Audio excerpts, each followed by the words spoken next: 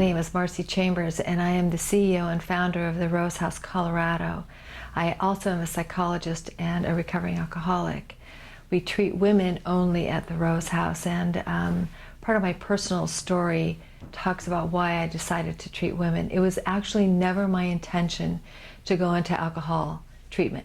I mean, as a psychologist, I started school late, 30 years old. I was 41 by the time I got my PhD, and I wanted to do couples counseling or work with adolescents or something like that. It was never my intention to work with alcoholics or addicts. But my daughter was given a ecstasy pill on her 16th birthday, and as a result of that, she drank a lot of water in a short period of time and was in a coma for a week, and she ended up dying. I couldn't get out of bed for a while after that happened, and when I did start walking on the earth again, I really started reevaluating about what's the purpose, what's the point, why am I even, I did so many drugs and alcohol when I was younger that it didn't make sense that it was her that died instead of me, and anyway, I did a lot of really, self-reevaluation and figuring out what the universe intended for me. And I had a small private practice, and it just seemed like the universe was sending me these young women. And I was referring young women to treatment centers outside of Colorado, because what I noticed is that when women went to, not necessarily women, but when people went to a 30-day treatment center and that was all, the chances of being clean and sober long-term was pretty much zero. I mean, it isn't zero, but it's only a very small percentage of them stay clean and sober long-term. So I started looking at programs so I could refer these young women to, because I didn't want other parents to have to go through what I went through with losing a child. And I knew I couldn't save my own daughter, but I thought I might be able to have a hand in saving other women's and parents' daughters.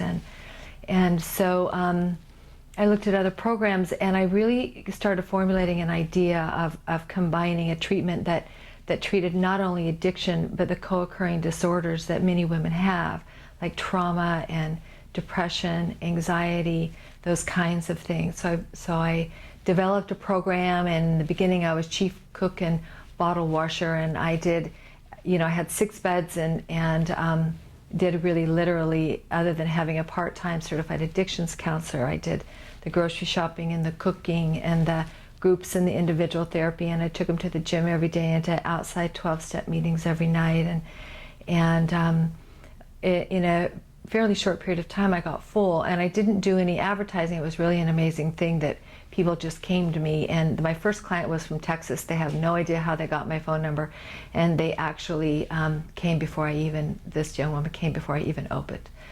She's still clean and sober and doing great today, by the way. So I started looking for a place to move to, because my house was too small, only had 6 beds, and I started looking on Craigslist to rent a place because I didn't have the money to buy a place. So the first place that I went and looked at, I told the guy what my intention was, and he said, I don't want your kind in my house.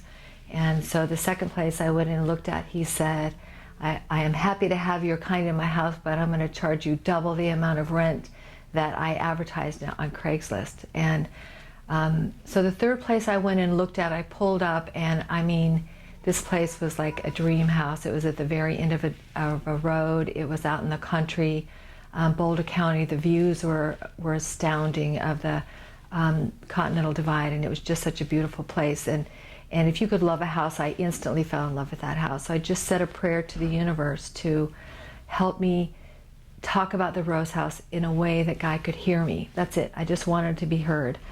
So I got out of my car and walked up the front porch, and the guy stood up. He was sitting on the front porch. He stood up and he put out his hand and he said, Marcie, how are you doing? It's so good to see you. And I didn't recognize him, and I said, do I know you? He said, you told your story at my home AA group a couple of years ago, and I have 3 daughters of my own, and I often wondered what happened to you. So I Googled you when you called and scheduled to see the house, and I see that you opened a recovery home for women. He said, I think I built this house for you. So we moved into that house, and we've been helping women save their lives ever since, and it's been about 6 years or so now. So that's the history of how the Rose House came to be. So here I am doing exactly what I thought I would never do.